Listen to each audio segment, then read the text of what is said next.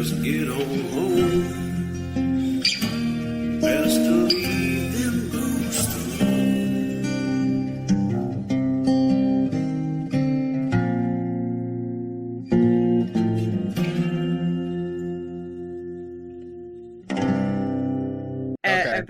About the church and everything, because Right. it's that kind of place. It's that kind of place where they call each other family. Yeah, Mhm. brother so and so. And it went from there. Mhm. Everybody was And family. I'll be honest, I actually just remembered there was an organization in one of the nerddoms I belonged to that had a really scandalous event, and they'd had to expel somebody from their leadership. And I watched the live stream of them all gathered together to be addressed by this person who was kind of taking charge. Right. And she greeted them with like, "Afternoon, family." And I'm like, in this group, that's what we are. We're a family. Mhm. And That's then like like, Murphy.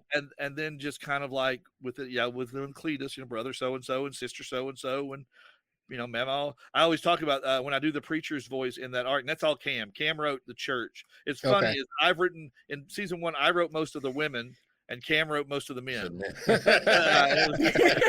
But there was a preacher in our church, and his name was Leroy, Brother Leroy, and he always ran for pastor and never got it because he was a terrible preacher. But and by terrible, I don't mean like hateful or anything. He would just like Just not good at preaching. I just think that he would forget that it was his turn, so he didn't have anything prepared. He would just start talking about people who were dead. My turn. He'd Oh probably be shit. like, Okay. Oh. my Leroy sermon would sound like this. Like he would have like a verse or something. And he'd get off topic talking about the actual, the Bible. Right. And then he would just be like, and I think back to the good times when I had men like Brother Robbie. Yes, sir. Brother Robbie used to sit right there in the third row, and I would see him, and he would be anointed by the Lord. Yes, he would. And Sister Sarah sat right back. I'm like, dude, you're just naming people. You're not speaking any kind You're of not truth. actually saying anything. And I had eggs for breakfast. And he had cake. Like your entire sermon is just shout outs. Okay. Let's give it up to Sister Karen in America for amazing grace. It is amazing. Yes, it is. Just shouted out the whole town. Yeah, That's hilarious. and I remember when I got old enough, because we were a shouting church, like we were a hollering, like for a bunch of white people, we yelled a lot. Yes, you did. Wait, hold on. Yes, Did you have a track team? Did you have a track team? I'm talking about softball, but not track. Wow, track team.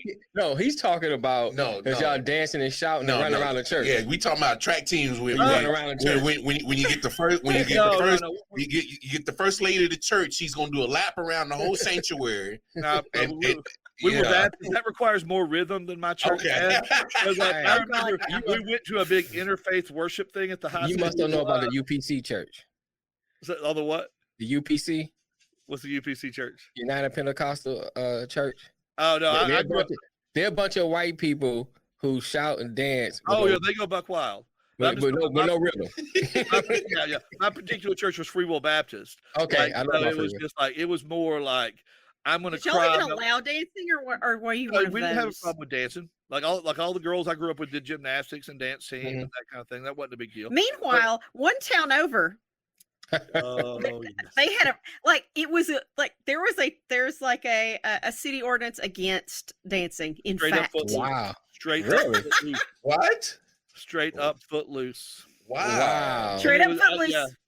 But our church, I remember we went to a big interfaith worship thing at a high school at the high school football field, and you could tell. And there were a few. There was one black church there, because who's going to come to this thing? But and that they had, and like the rhythm was going like they had the people singing something. They were leading the clap, Right. You can see all the Free Will off Baptist rhythm. Just kind of like. She said off rhythm.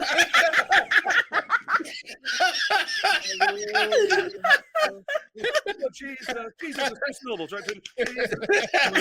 It was like, oh, how's this very different?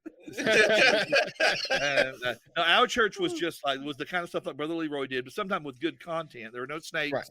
Okay. There was no. There was a lot of hell. There was a whole lot of hell. Whole bunch of hell. Hell, this whole bucket full of hell. This bucket also hell. Hellfire. Yeah, and we had more people. No tongues either. That wasn't a thing we did. No speaking in tongues. No, we were Free Will Baptists. That was not you guys. We were Free Will, which is not a contradiction in terms. It sounds like a Free Will Baptist believed that every day, if you're saved, you get up and walk with God. And if you die with sin on your heart, there's a good chance you could still go to hell because you chose to walk with sin. There's no eternal security. As the Southern Baptist and American Baptist and other flavors of Baptist, there was no once saved, always saved. Because and I thought this was funny because a Free Will Baptist would tell you if John the wife beater came to church and got saved and went home and never changed his behavior, never came back, kept doing what he was doing, they would say, "Oh, well, he backslid." Yes. Whereas backsliders, an Eternal Salvation Church would say like, "Oh, well, he wasn't serious, so he never embraced God." It's the same thing. Boy's still going to hell. It's the same thing. Hey, how'd you end up here? Right. How'd you end up here? The guy wearing the T-shirt that says "Satan Daddy." You know, this is my buddy Jordan voidmerch.com has lots of wacky shirts like this. But like, my relationship with religion has been complicated. But when I recorded Cletus's sermons, I found out my cousin David, who is my age, we were the only two boys our age in our whole church, a little 150 person church. I called him. I'm like, "Will you listen to these recordings of me doing Cletus because I'm doing Leroy, and I don't want to be making fun of Leroy. I want this to be serious." But and David's way too conservative. But it's hard. David owns a gun safe. Okay, if that gives you an idea of how different we are. He has a gun safe and probably didn't vote for Trump, but also probably didn't vote at all. Okay. You know, he's that, he's the guy who's like passing me right-wing information that's like misinformation, but he thinks he has like the frequency. And he's like, "It's gonna be a lockdown. It's gonna be a lockdown. We're all gonna have fuel chits." And I'm like, stop listening back. Stop listening back. But I would run stuff by him, like especially the church. So I'm like, am I being disrespectful? Because while I am critical and very much agnostic-y more in my spiritual connections now, just because of things I realized as an adult, I don't want to be. I'm not going to make fun of people for their faith. We did have one pastor on Twitter say that he loved our show and it was so beautifully written, but it was a shame it was so anti-Christian. And I'm like, friend, if you see yourself in any of the the Christian characters in this show, that's more about you. That's about you. You need to talk. You need to talk to Jesus. With Jesus. Okay? You need to pray on that, brother. You need to pray on that. Go holler at the Lord.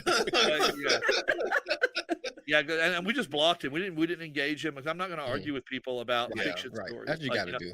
My dad does not listen to the show. He's very proud of us and of the success we've had. But I'm pretty sure our show is also pretty queer. Like we have a lot of like every flavor of everything because I didn't realize Tish and Tish and Marcy were dating. Yeah, they were together. Yeah. If you look at the second Marcy Walker stepped on the stage, she's based on two of my friends that I've worked with who were just like big, broad-shouldered women who who could fell a moose with her left hook. Right. So like, and to us, that's not the main point of Marcy Walker or the Witch Queen herself is asexual.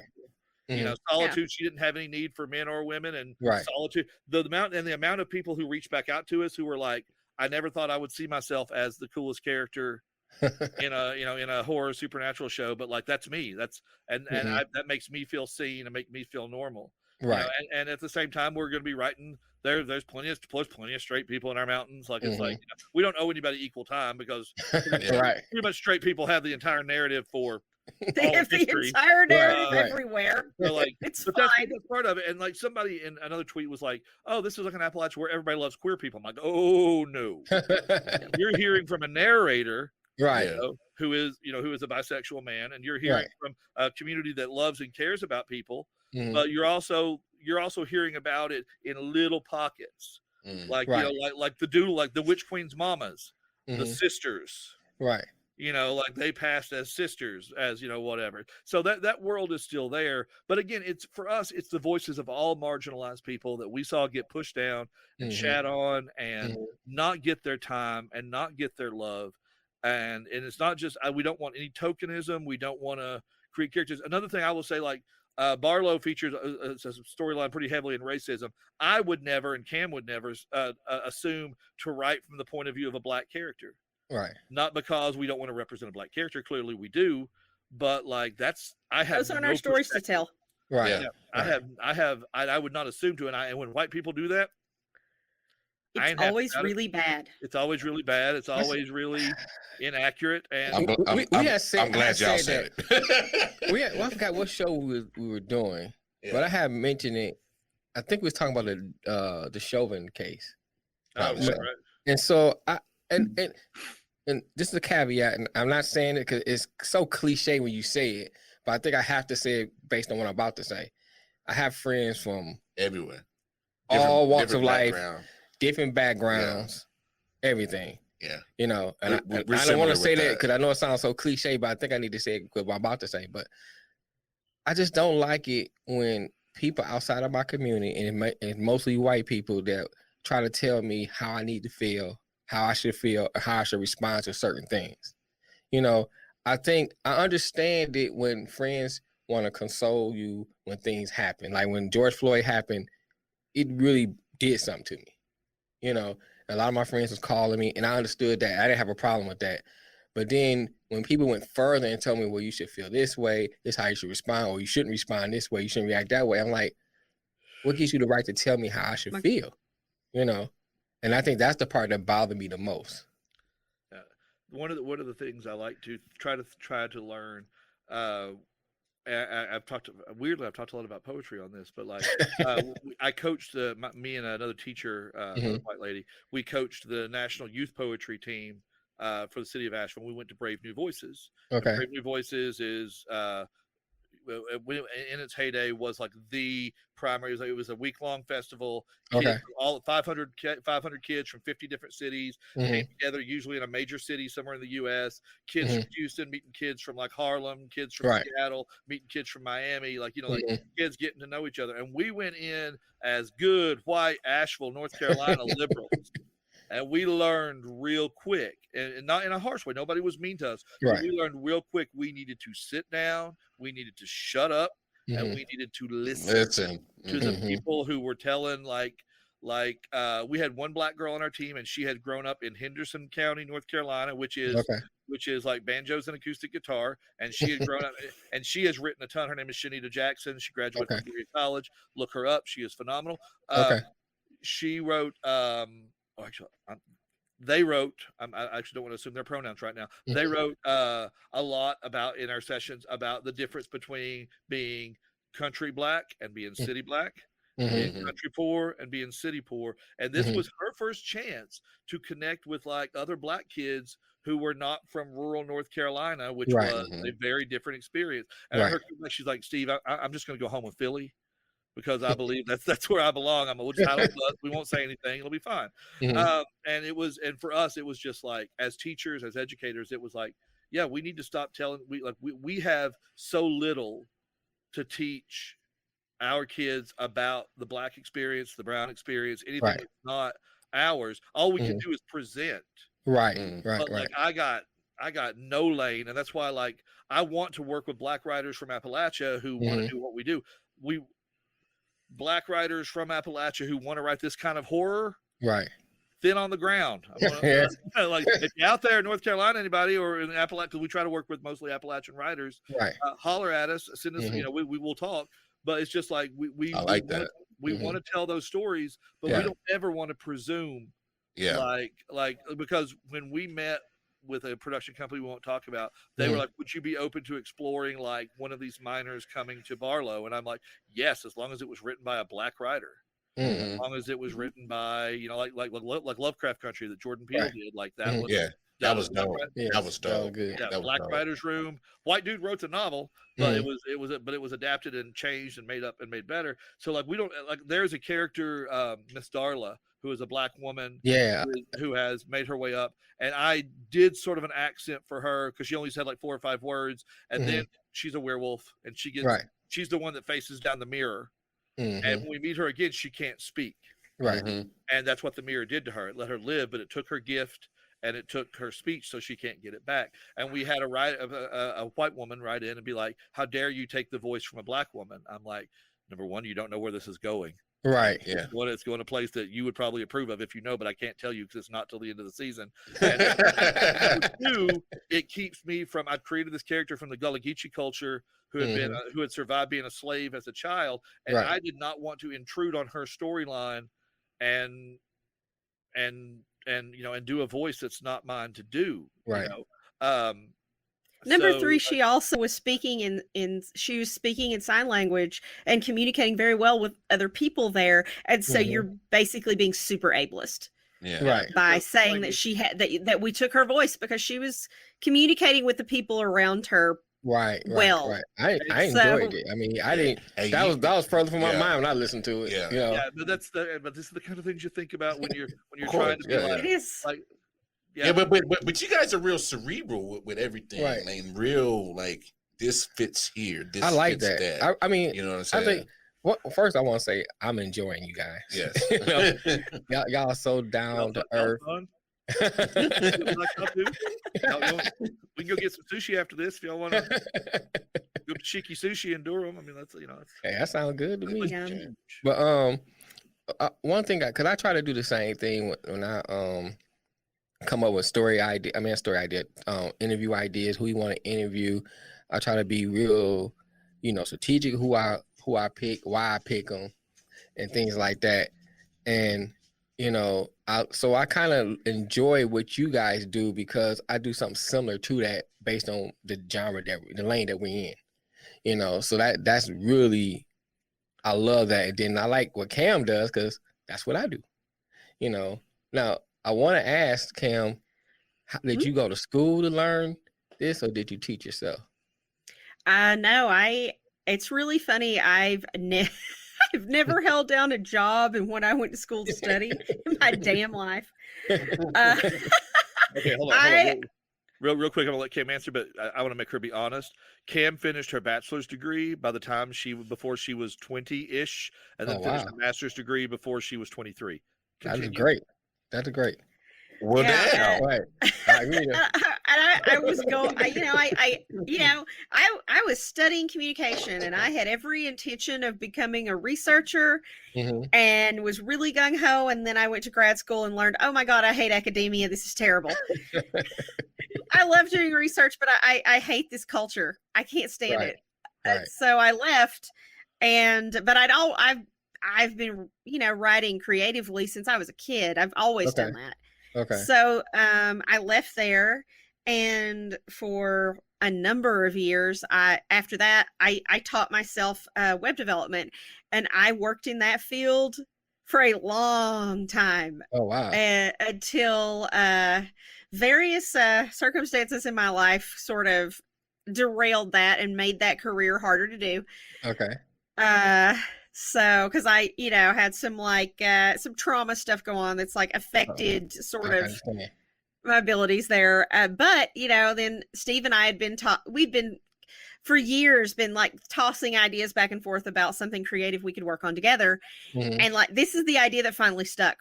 Okay. Basically. Okay. Well, we glad stuck. This show saved me in so many ways. We glad it stuck. That's good. We always talked about it would be we grew up reading fantasy and the core stuff, but I always use the Dragonlance novels, which are a total Tolkien ripoff, but they're written by Margaret Weis and Tracy Hickman. Tracy Hickman created the world. Margaret Weis populated it with people, and then they worked together to create the action and the storylines. And that's always what I wanted to do with Cam.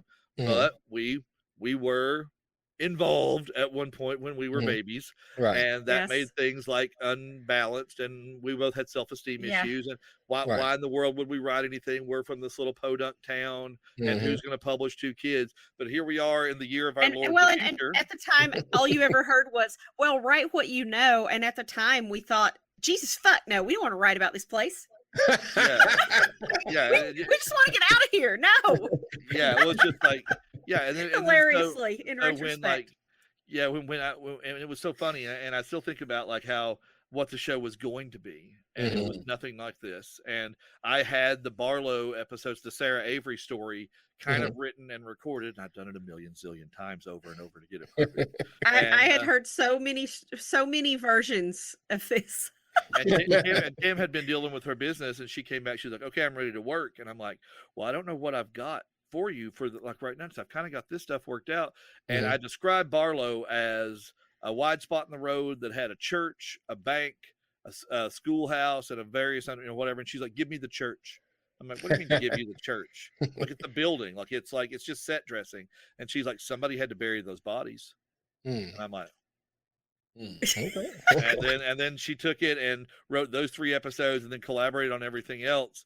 And then this season we're neck and neck. Once you do the next 2 episodes, if you count individual, I think I may finish with one more solo written episode that you probably, and your edits are probably on it enough to call it a collab, because we'll each end up with like 8 episodes, and everything else are even split collaboration. Yeah, we have a bunch of collabs. Yeah, and and our collabs go like, when I write a story and I'm like, "Hey, look at this," it stays within 3,000 to 4,000 words, and it gets edited down, and Cam won't let me use some words, or tells me I'm duplicating words, which I do. And then I'll read hers, and I'll be like, "Okay, like this turn of phrase hits me weird. I don't know if we would say this." And usually I don't have to do much, because Cam is like, "I am a big horde of locusts, just like attacking you from all sides." And Cam is just like a slow dagger going through your chest, like building tension as it punctures your organs. So like, she's got a lot more to clean up with me, and I write the way I read. So she's going in and fixing punctuation. I'm like, "Baby, we don't need that. I don't need punctuation. I know what I said. I said what I said." But anyway, so like, but also we need to actually we need clean scripts that we can give to our transcriber and be like, "Okay, here's what we got, and we know the actual episode's going to vary from this, but this will help you a lot." Yeah. So so now, but when we say like, "Okay, cool, let's collaborate." Case in point, the Valentine's Day episode, which opens with the wedding that goes horrifically wrong. If you have not listened to the Halloween, Christmas, and Valentine's Day arc, that it's a separate storyline, please do. And like, we're talking about collabing on it, but she's kind of like carrying the weight of this other story arc. And I'm like, "Tell you what, why don't you just write the wedding? Like, let's just open with the wedding.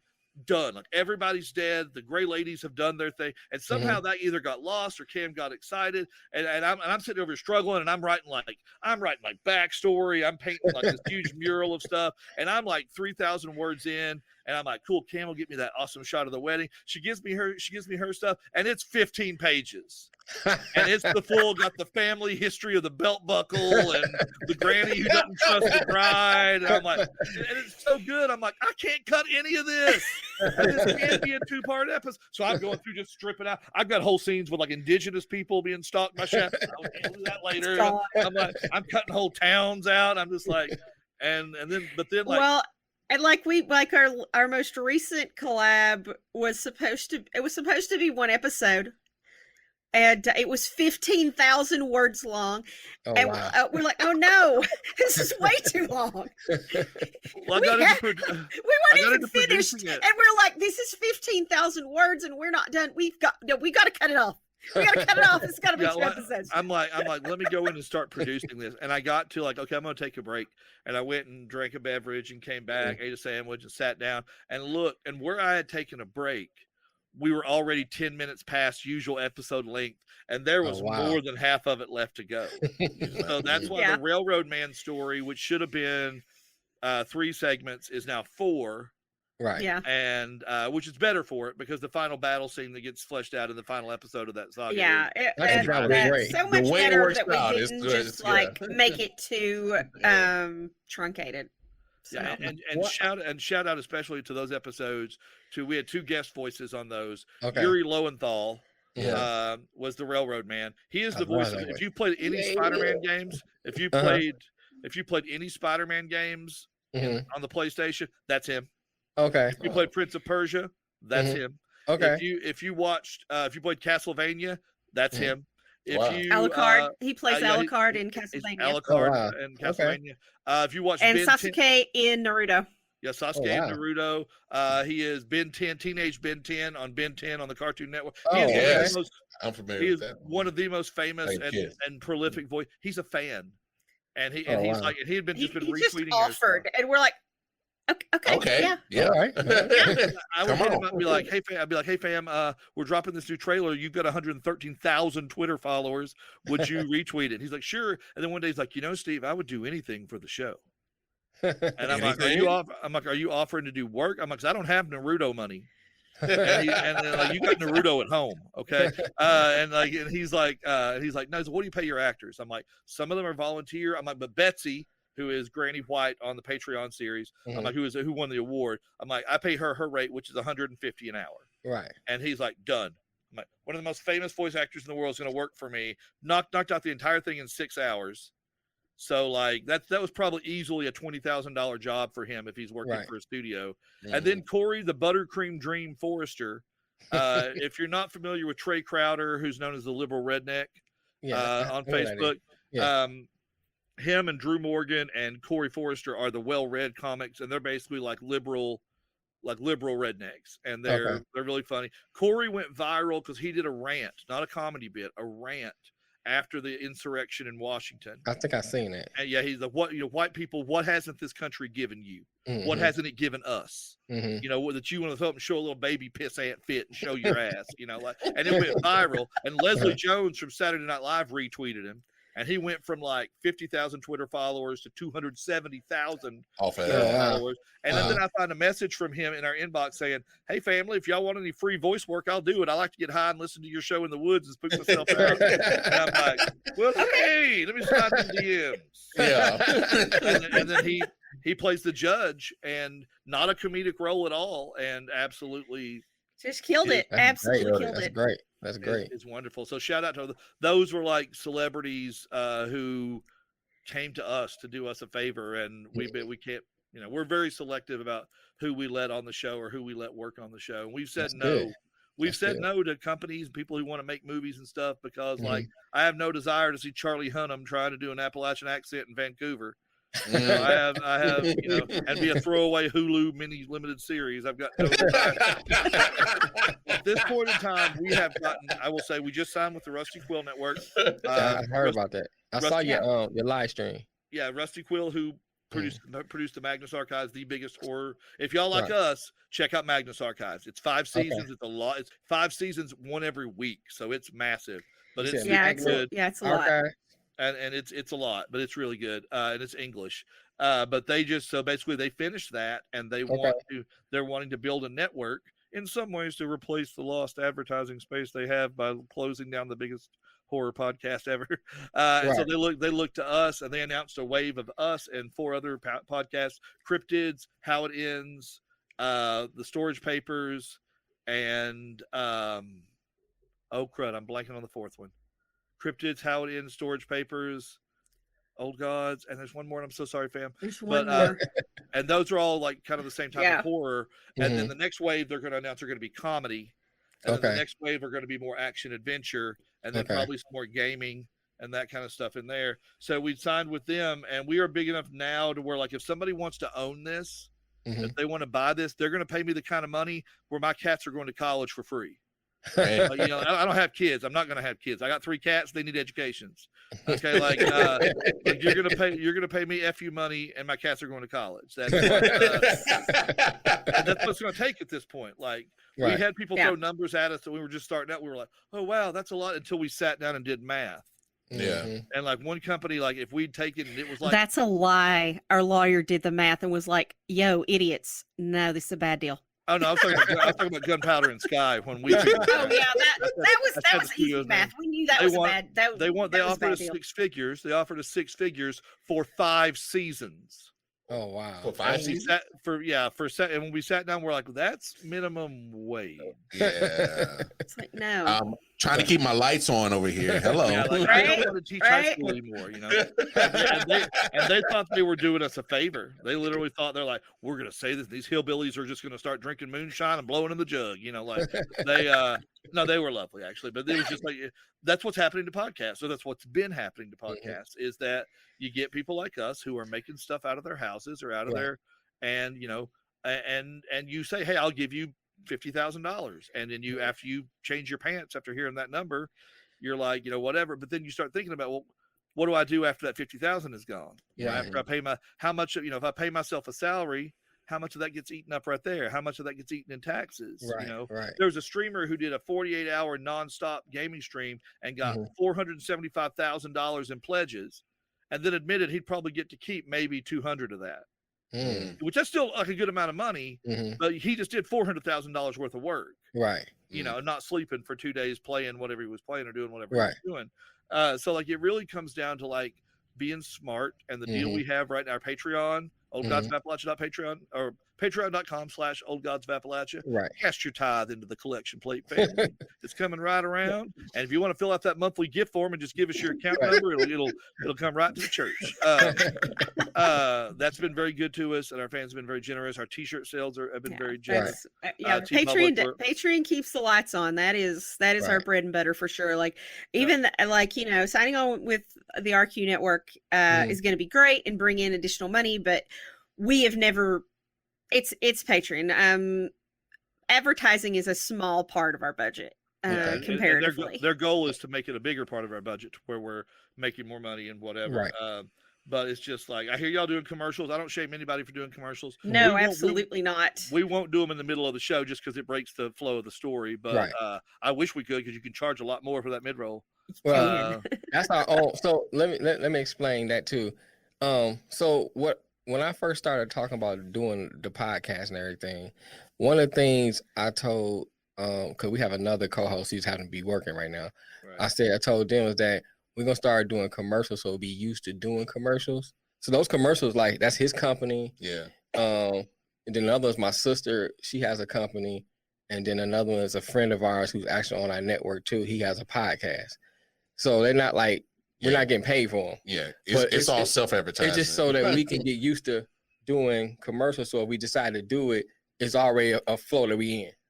That kind of thing. That's what we started. That makes total sense. Yeah, that's a really good way to approach it. When we got approached about doing ads for the first time, we're like, that's money we don't have, and that's effort we're not making. Okay. Like, and like that's what Rusty Quill does, is they push us out there, they advertise us, and then they're like, hey, there's this novel from Tor Publishing. Right. They want to run an ad on your show that they think is a match. Or I've done 5 HelloFresh commercials. And that's not been the money you would think. I'm not talking about money on land, but like that's not the money you would think. But like, don't worry, I cut that part out. Yeah. Free HelloFresh boxes though. That's not. I didn't have to. Free food, man. You know free food. Free food. Like, I ain't got my Casper mattress or my Bombas socks. Right. Where are our free socks? We want free socks, Bombas. We want free socks now. I'm waiting for Modelo to hook me up. He waiting on Modelo. Or Manscaping. I got a buddy who does a wrestling podcast, and Manscaping just sponsored them. And I was like, I got HelloFresh boxes. Oh, they're sponsoring everybody. Manscaped. Every time I listen to something here about Manscaped, I be checking my nuts every day to make sure because I hear so much. I'm telling you right now, the YouTube Manscaped ad, I am not a prude. I'm a y'all. If y'all knew me better, I'm way raunchier than I can be. Do your thing. I'm presentable, but like that new Manscaped ad is like, it's a perfect gift for that person in your life that may have been getting too comfortable, like your son or your father. I'm like, whoa, what? Why are you worried about daddy's Why? Is this the start of a Pornhub video? I wasn't sure. Is that what this is? Because I'm going to squeeze myself like out to the foyer. I personally think the smartest thing they did was sponsor Amelia Hart's YouTube, which she's a woman who's like a gearhead and has a car show, and this hot girl is fucking telling you to buy Manscaping shit. Right. You know you're gonna buy it. Hot girl says you should buy it. You're gonna do it. That is smart. Smart girls say shave your balls, and there's gonna be a lot of guys shaving balls. True. Yep. We've done HelloFresh. We've done a couple of witchy companies because we got a lot of witches. I heard those. Witches love podcasts. I want to make that witch podcast. So some fragrances. We did a CBD company who harvested from farms in Kentucky. That made me feel all right about doing that. Then we've done an indie bookstore in Philly.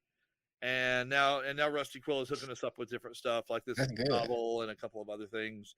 And for us, it was just like, we can tell Rusty Quill, like, we don't want to do alcohol. I don't have any problem with alcohol. I live in Beer City. No, we don't have any problem with that at all. It doesn't really fit with our brand. Like, we don't want to do like insurance. We don't want to do political ads. We don't, and they'll blacklist those to where they don't, especially because you can get dynamic ads where an algorithm, like if you go to Acast, y'all can jump on Acast as a host. They can find a package for you. Well, they'll go insert on your back episodes, rotating ads that change every time. Okay. And you can make a little bit of a dribble off that, not a whole lot, but a little bit. The bigger your back catalog, of course, the more ads are going to get played. Right. You know, whatever. But like, for us, it was like that space we're not using. Right. Like nobody. The embarrassing thing is I do all of the what's they call baked in ads. You know, that like you guys have, like for your friends or your other host reads it.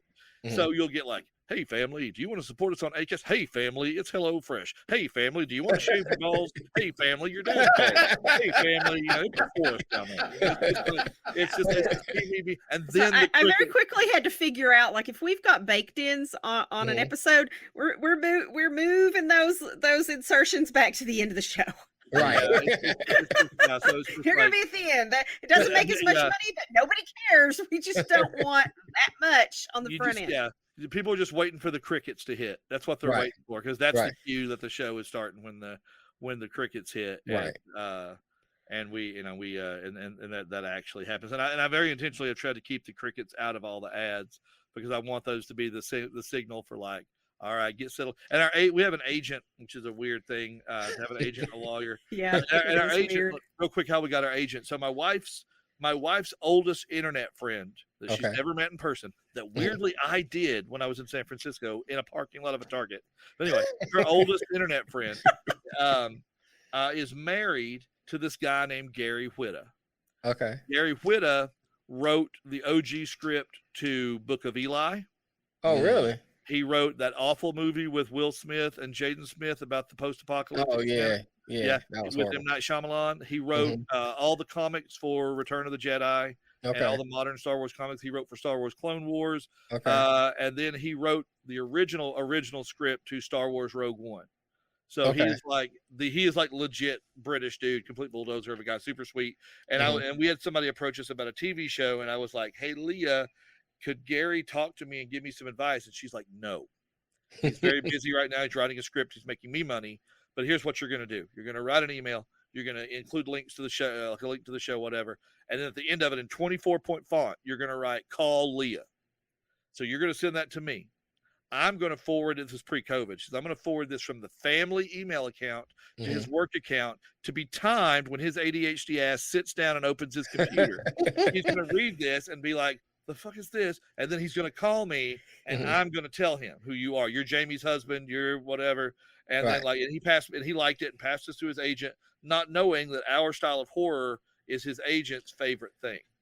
Wow. So his agent tries to call me while I'm in a faculty meeting, and I end up leaving a voicemail, and it's around Christmas, and I'm like, that was my brush with Hollywood. I guess I missed it, you know. And then I'm driving to Durham to hang out with some people, and my phone rings, and I'm 2 hours into the drive, and it says United Talent Agency, Los Angeles, California. So I answer it and end up talking to Charlie Ferraro, who's a partner who loves the show. And then when he hooked us up with a company we think we're going to sell to that we didn't, but they flew us to LA, wined us, dined us, pitched their woo. And Charlie took us to a weird secret Hollywood speakeasy that was more like a church.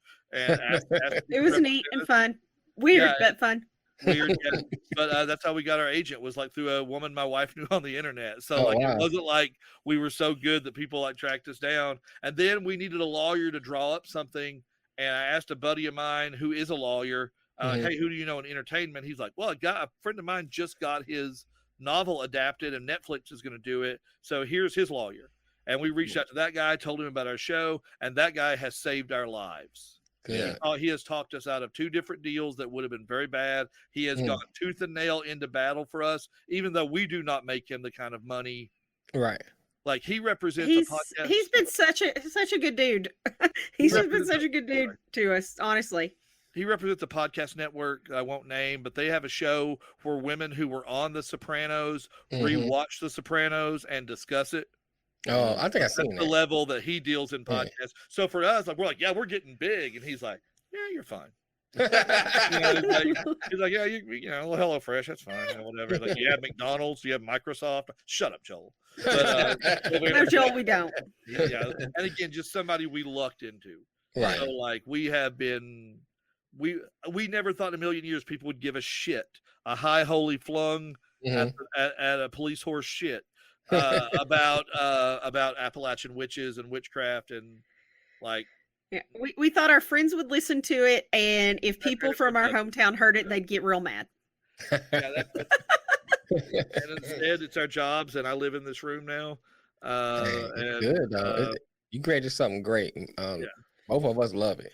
Yeah, y'all. Yeah, I like what y'all are doing too. Like y'all got doing this. Y'all got a good flow. You can do this. Just keep doing it. That's the Appreciate only. That's the one thing I tell anybody about podcasting. There's no label to sign to. There's no record deal that means there's nobody stopping you from getting on Apple Podcasts or something. Right. This is where I owe Cam everything, because I would have noodled with those 2 or 3 episodes until my fingers fell off and I couldn't talk anymore. But she's like, listen, son, I have signed you up for Spotify, Apple Podcast, Stitcher, Google, your mom's podcast. Let's go. We're ready to go. Yeah. I need a final version. Let's do this. She's like, let's launch on Halloween. I'm like, that's in a month, baby. It's in a month. Let's do this. We have time. That's what you need. That's what I did. I got us every platform you think of. We on Pandora, we on iHeart, everything you think of. Right. Whatever you can submit to, you just go. You just throw it out there. And that's part of, right. That's part of some of the thinking of why we started the radio station. That's just another platform. So now we have White Vaults is gonna be on there. Ars Paradoxica gonna be on there. We play music. We got other podcasts. I'm in the works of producing another show, helping somebody produce another show, and then we got our other co-host. He has a show called The Community, based on LGBTQ community in Raleigh. You know what I'm saying? Yeah. Those letters in Raleigh, and she's gonna talk about that because he's part of that community. So I'm gonna help her produce that show. And so we got a lot of different things going on for the radio station. Now I'm trying to push the radio station because it's like everything on that one platform, and hopefully we can get some listenerships and have that grow, and that'd be a way to make some money. Are you broadcasting or are you just streaming? It's internet radio. Internet, that's all. Yeah. Cool. Don't waste money on broadcasting, bro. That's like you may as well just be pissing into the wind at that point. Like I mean, you pay a fee for like $100 a month, you know, for a cloud-based type thing. Right, for hosting and stuff. For hosting it for you. Yeah. But they give you a lot of stuff with it. So I mean, I'm not complaining about it. It's pretty good. It's just really now to try to build the listenership up. That's the thing there. Just keep doing it, and like we'll be tweeting this out on our social media for everybody to check out. Like we try to, like y'all be like Travis, like y'all gonna have the best time. He's like Caitlin even laughed. He's like Caitlin even laughed.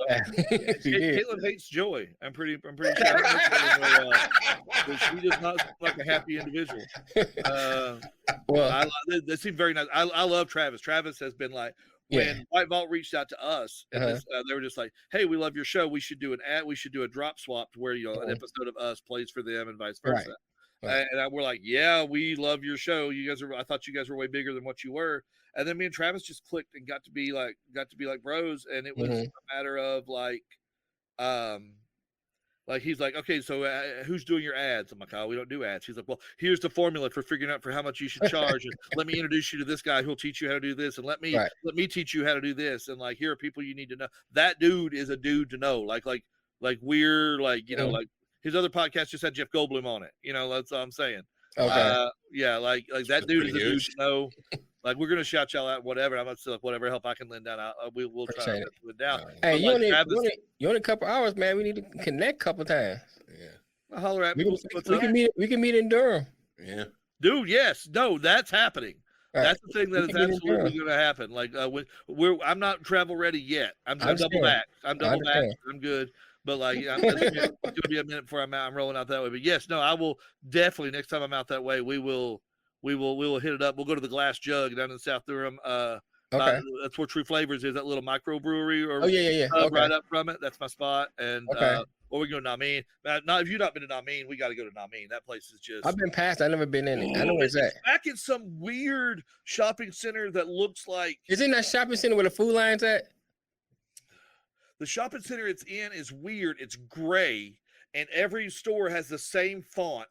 Okay, I think I know you're talking about. There's like a car wash that looks like it used to be a chicken stand or something. I know you're talking about. I know exactly what you're talking about. Yeah, it's in there. It's back in there. But yeah, no, that place is so good. Where else? Durham's good. Shiki Sushi is good. That place is huge. Okay. I'll tell you a weird Asheville thing real quick.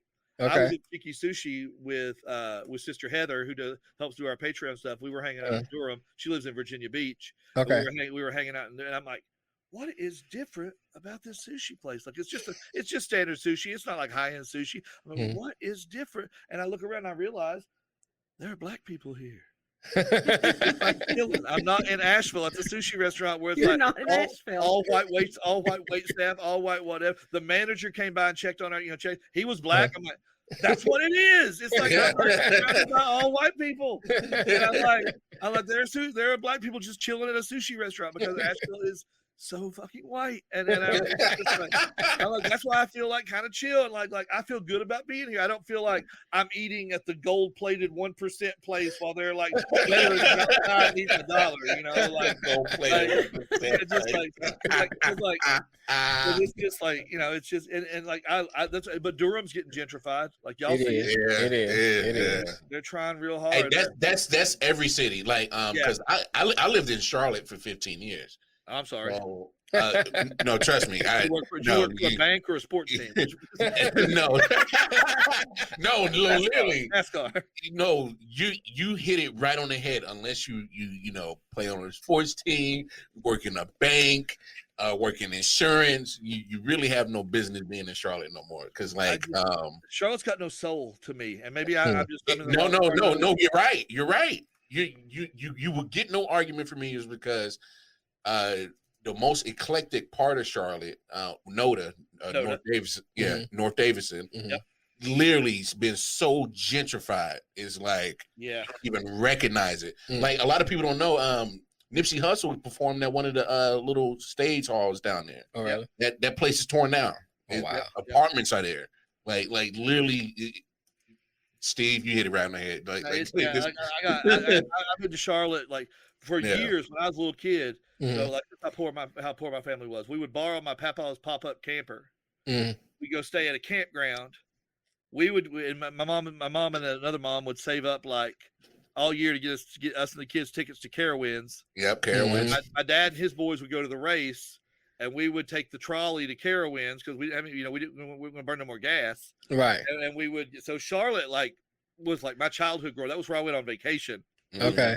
Was Charlotte and Carowinds, that area, and then like playing a punk rock. Like there's Lunchbox Records down on Central Avenue. They used to have shows. There's the Snug Harbor that I don't think's there anymore. Nope. The Penguin's gone. Thomas Street. The Penguin's been gone off of Thomas Street. So Thomas Street is all changed. The Diamond is still there though, right? I can't remember. Yeah, I'll tell you the place to eat though where I go in Charlotte. If you want to have like a good date night, but not like super date night money, is Soul Gastro Lounge. Okay. It's like so on Central Ave, there's that sketchy CVS. Yeah.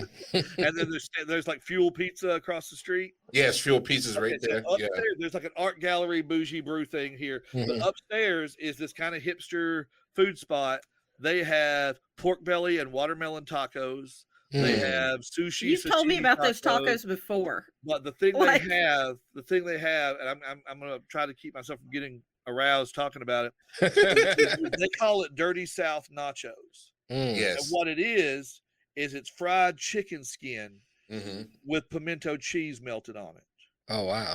Like that's even better than pork skins and pimento cheese. That sounds delicious. Yeah, and then they do stuffed shells and cheese, like a big baked, like Italian, shell stuffed with pulled pork. And it's just a place like you go spend a little money because it is like it's freaking Charlotte, whatever. Right. Yeah. But like that's like whenever I'm in Charlotte, if I could even eat lunch there, it's like it's legit. But Durham is always True Flavors, and I mean, Yeah, no. If I'm out that way, you all will know it. I will holler for sure, and we can chop it up and do whatever. Yeah, it's 4 hours, but like I find reasons to be out that way when the world is back open again. Yeah, when the world is well, technically CDC says we're wide open and good to go. You know, that's what they say.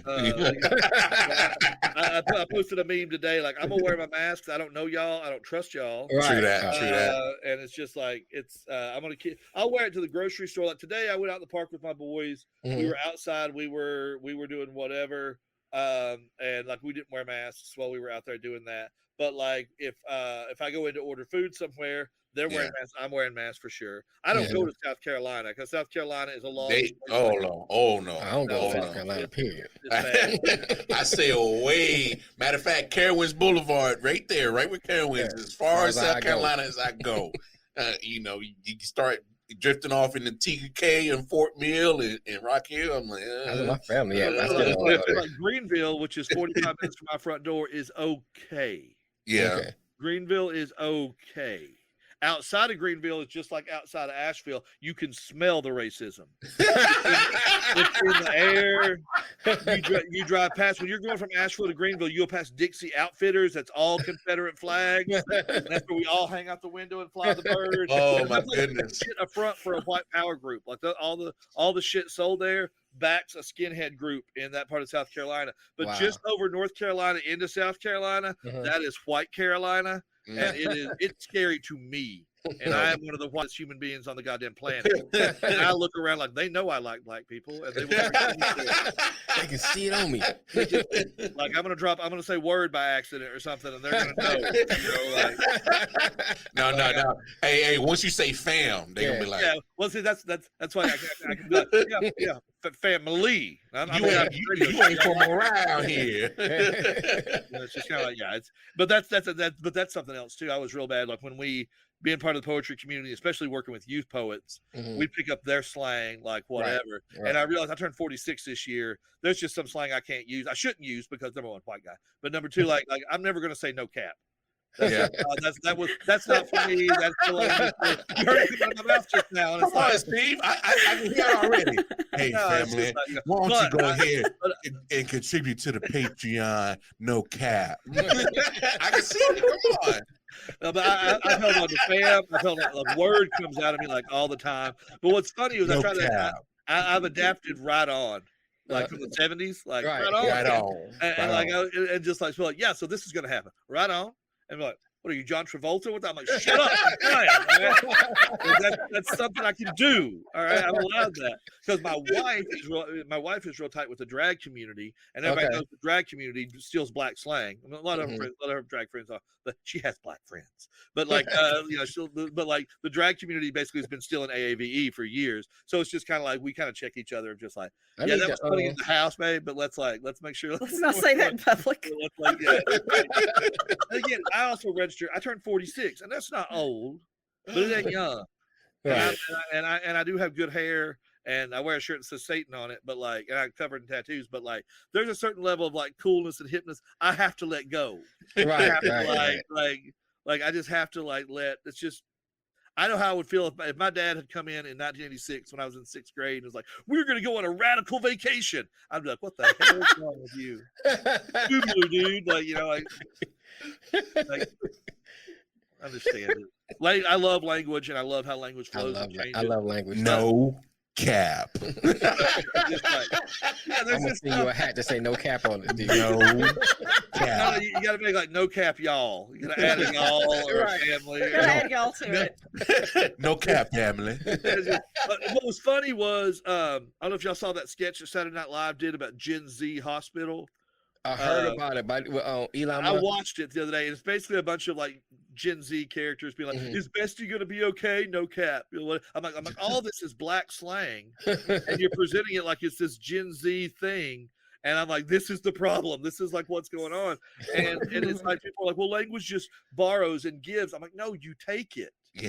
Like, let people have things. Like there's like I got some Filipino friends in Virginia Beach, and they got some cool ass slang that's in Filipino. Am I gonna adapt? No, I'm not, because like, number one, there are 0% Filipino in my friend circle here who would understand it. Number two, I sound stupid. Like, I'm the guy who says stuff like, you know, that guy's 47 ham sandwiches in a trench coat. You know, that's good enough. I got that. That's good enough. But yeah, it's just one of those. It's just one of those things. This city makes me insane. It's been fun talking to you guys. This has been y'all been a blast. We're gonna have to split this in 2 parts because we're at 2 hours now. So okay, well, I want to do another. We can do it. Just holler, whatever. We're gonna split this up in 2 parts, and I'll have 1 part 1 and 1 part 2. Like we never shut up. We'll just ramble on forever. Hey, I enjoy it. I enjoy it. I just want to have Cam back. You will not hurt my feelings. If you just have, he's way easier to look at, number one, smarter, number two, and doesn't ramble on about white people, number 3. Okay, I'm getting my white people education through you. Well, I owe you that emotional labor, at least, I guess. Let me break out from the book of Cracker, chapter 1. It says, y'all done fucked up. Why don't you try to make it right? The book of the Crackstacies, chapter 14, verse 9. Hey, you might want to start thinking about doing comedy. I would get up real fast. No. No cap. I slip shit into the show all the time. Like I talk about, like, and they were working and dragging a hole through a whole ass mountain. You know, I find little things like, and somebody coming on YouTube like, did he just say whole ass mountain? Yeah. Well, we appreciate y'all, and if y'all want to have us back talk some more, just yeah, we don't connect, man. I'll tell you what, when you email us at info@oldgodsofAppalachia.com. Okay. That gets to both of us, and that way we don't have I don't have Cam being like, I just crawled off the exercise bike and I haven't bathed in a week, and I'm not going on video chat. What are you talking about? I was just on my spin bike. Cam, I'm riding in my underwear all day. I don't know what you're talking about. Hold on, Cam. You taking week-long trips to take baths? What's going on here? I heard of conserving water, but I've had a bath the day before, but not that day, not yet. One time yet. She's usually the one messaging me. I'm like, hey, I actually said, hey, we got that Detroit interview, and she's like, what the fuck are you talking about? I'm like, I meant this morning to ask you, like, hey, don't we need to follow up with your mall? It's like, what are you talking about? Yeah, because your emails have been coming to me, and I'm like, yeah, this time, this place, this day, and Cam hadn't said anything. That usually means we're good, or she'll check in and be like, no, it doesn't. That means I haven't got the email. Okay, I respond. I confirm. If you didn't hear from me, then I know nothing about it. I know nothing about it. Seriously, info@oldgods goes to both of us, and that's the best way to make sure we can get this back. Oh God! I know. That's time to go eat now. It's 5 o'clock. I gotta figure something out. I didn't bust it a whole gut. Right. I gotta go. Y'all are a lot of fun. We appreciate y'all. Appreciate you, man. Holler at us for part 2. We appreciate you guys having us on. Okay. Have a great day. Be safe. Yeah, have a great day, Cam and Steve. You too. Wow. Have a great day. Wow.